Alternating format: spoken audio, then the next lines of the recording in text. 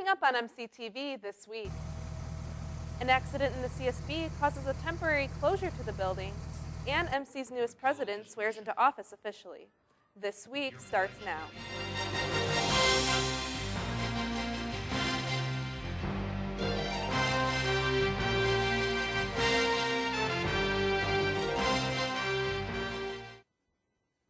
Hello and welcome to MCTV this week. For David Beidel, I'm Tori Philbin. Friday morning, an accident in the Center for Science and Business caused the building to close and classes to be canceled. According to the Student Affairs Office, a chemistry experiment in a third-floor refrigerator had a reaction and caused enough smoke to set off the fire suppression system. The large amount of water resulted in damage to the several labs on the east side of 3rd and 1st floors and 4 classrooms on the 2nd floor where the water ran down the building. Cleanup has begun.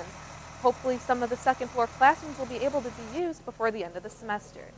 The labs will remain closed for the rest of the semester, and cleanup and repair should be completed during the summer.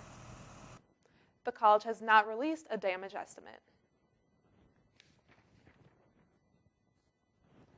Dr. Clarence R. Wyatt was sworn as Monmouth College's 16th president on Friday afternoon. The inauguration ceremony featured musical performances by the Monmouth College Woodwinds Ensemble, Pipe Band, Chorale, Marching Band, and the Colorful Voices of Praise. There were also several speakers representing the student body and alumni, as well as Monmouth College faculty and staff in the city of Monmouth. President Wyatt spoke about his goals for Monmouth College in the coming years, highlighting some of his longer-term goals in detail. Well, the theme is Think Anew and Act Anew, coming from President Lincoln's second message to Congress in 1862.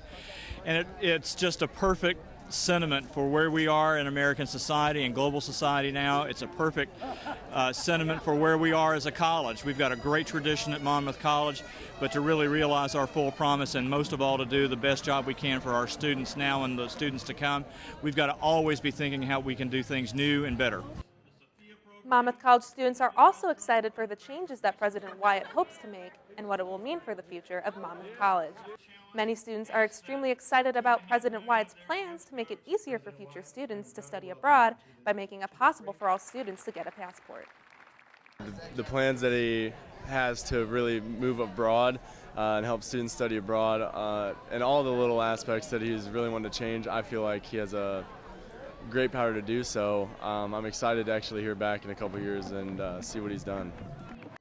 The inauguration ceremony was followed by a short reception where students, faculty, and members of the community had the chance to speak to President Wyatt and about his plans for Monmouth College's future. Last Wednesday, as part of the inauguration ceremony here at Monmouth College, people could run or walk in the Cloby 5K. Cloby is a term of affection students have given the new MC President Clarence Wyatt and his wife Loby. The race began at 6 p.m. at the north entrance of the Huff, and participants were encouraged to wear a kilt or Monmouth College. At least in this 5K, it's really interesting to see how many different people I see, because other 5Ks, mostly all you see is adults, and in here, and I actually saw kids running. They even found actually one that was like catching up the people that are like probably in top 10. It's amazing for what you find here. The Cloby 5K was sponsored by Art Alliance and Monmouth College Wellness. Are you still a little sad because you didn't receive any gifts on Valentine's Day? Then South Korean Black Day is a day for you to celebrate. Last Tuesday, an unofficial holiday for singles was celebrated in the Intercultural House. This is celebrated in South Korea for singles to get together and eat black bean noodles. The reason behind why this holiday originated is because in South Korea, Valentine's Day is a day where the women give gifts to men. On White Day, March 14th, men are then the ones who give gifts to the women. So now on April 14th, single people are celebrated as well. Black attire is recommended on this day, but the title of the Korean Black Day is black because the noodle is made with black bean sauce, and yeah, so I think because of the black noodle, so they call it Black Korean Day. This event was sponsored by the Office of Intercultural Life. Religious leaders, including an imam or an Islamic leader or worship services, a Jewish rabbi, and a Catholic priest, discussed different stereotypes and misconceptions they've experienced at a talk last Tuesday. And they Rabbi Karen Bogard, Imam Saad H. Baig, and Father Timothy Hepner discussed the different stereotypes and misconceptions people have about religion. Some misconceptions talked about included those associating Islam to terrorists, as well as being a woman and a rabbi. They emphasized fighting off these myths and creating peace and understanding within the religious groups. What was Imam Saad talked about how there were so many commonalities among the three, and I think the commonalities were often practical ways. You know, how do you deal with your congregation? How do you deal with the truth claims in religions? And so it was neat to hear the speakers make connections among themselves.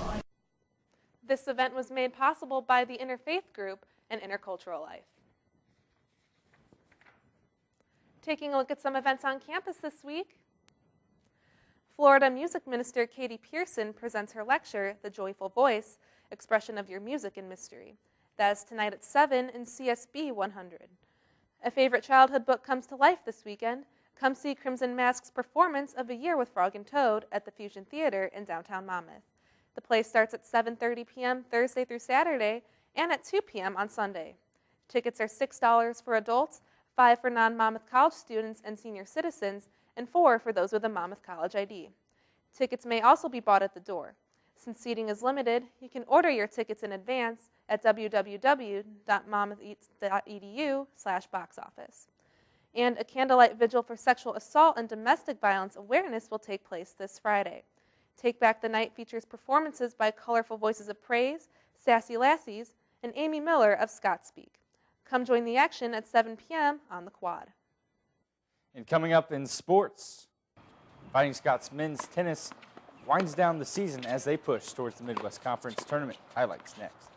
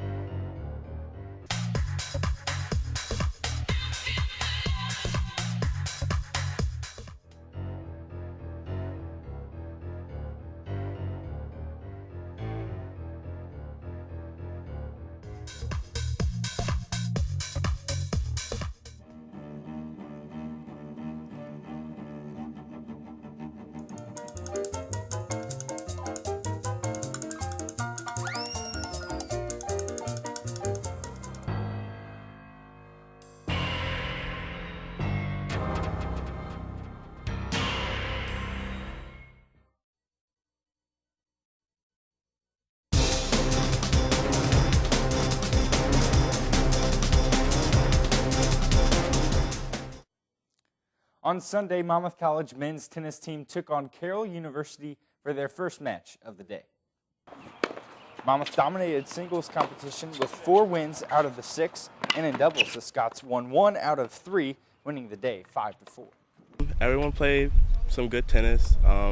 Obviously, there's things we could work on, but everyone was definitely, hitting their strokes and playing the tennis. You could see the practice really coming out on the courts and everything. The men went back to the court for their second match of the day on Sunday. This was their last Midwest Conference matchup of the season against Lake Forest College. Bright sunshine turned into late afternoon rain, but had no effect on the young Scots, winning 6 out of the 9 matches against the Foresters, which later secured a number 2 seed for the Midwest Conference Tournament, finishing the regular season 15-9 overall and 8-1 in conference play. The Scots will take on the Foresters again in the first round of the MWC tournament. And after winning a singles match on Sunday, Fighting Scot Marco Franco looks forward to the tournament. Yeah, definitely. You got to beat the big dog Grinnell down there. They're 10-time defending champs. So hopefully, if we could get there and then, hopefully make the conference championship as myself in singles and maybe in doubles, to finish the season strong. The Midwest Conference Championships will start this weekend in Madison, Wisconsin. And on to the Diamond. Last Monday, the Fighting Scots took on Greenville College in a doubleheader. After winning a close game 5-4, MC carried the momentum into the second game. After keeping Greenville scoreless in the first, Kirsten Ozga hits a single to get on base for the Lady Scots. And next batter, Emily Watkins adds another single, advancing Ozga to second. Both Ozga and Watkins would go on to score. The Lady Scots were able to shut out Greenville College. Monmouth wins 8-0. I would say our season's going pretty well. I mean, we've lost some close ones and we've won some close ones, and we've battled through a lot of adversity, and I definitely feel like that has brought us closer as a team, not only on the field but off the field as well. We're learning every day, and we're becoming better, and that's all we can ask out of everybody, and everybody's given 100%, and we wouldn't expect anything less out of them. So I'm really excited to see where the rest of our season goes. Monmouth's record now up to 10-18, and they'll take on Lake Forest College on Saturday for another doubleheader. The men's baseball team defended their home field against Robert Morris University for their first game of a doubleheader on Sunday afternoon. We pick this one up in the bottom of the fifth. Outfielder Alex Kimmer hits this double to drive home Sparks and Temple, giving the Scots their first lead of the game 9-8. On to the seventh now. Scots now up 10-8. Second baseman Ryan Sparks comes to the plate, hits a solo home run to left field, and that would extend the lead. Scots would add two more and defeat the Eagles 14-8. The Scots would go on to win the second game of the doubleheader 11-0, and they'll go to Jacksonville this weekend to take on Illinois College. And last night, the athletic department held their first ever Fighting Scots Awards. The awards celebrate the various athletic and academic achievements of the student athletes at Monmouth College during the 2014 and 2015 academic year. Doll Chapel filled quickly as athletes from over 20 sports were in attendance at the invitation-only event that included a live band and student athletes as MCs. President Clarence Wyatt made an appearance to give opening remarks to the crowd about the importance of the student-athlete experience. Freshman basketball player Kelsey Walsberg won Best Moment of the Year for her 4-point play in overtime against St. Norbert. Volleyball Mackenzie Gillen took home Comeback Athlete of the Year after battling back from a knee injury to play her senior season. And men's basketball took home Best Breakthrough Athlete as a whole for their run to the Midwest Conference Tournament for the first time since 1999. And Professor Ken McMillan won the Faculty Support Recognition Award out of 10 nominated faculty members. And women's basketball won Best Upset for their defeat in previously undefeated St. Norbert. And alum Roger Well, class of 1986, was given the Fighting Scot Alumni Recognition Award.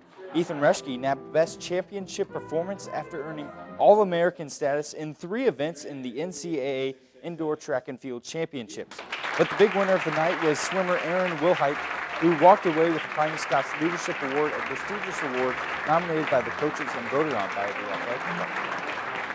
I had no idea. Coach Bierig had asked me a few questions, but I thought it was just something for what he was doing because he's always doing something random, and I was very surprised. I mean, having everyone in the same room, being all different sports, is really cool to bring everyone together and know that we're all Fighting Scots and that we're not just one sport individual being alone, so we have each other, so that was pretty cool. We thought there was definitely a need to recognize all of our athletes, leadership, academic, and athletic awards all on the same night. I hope the student athletes thought it was a fun time to get to see kids on other teams. That's it for sports. Here are your scores for this week.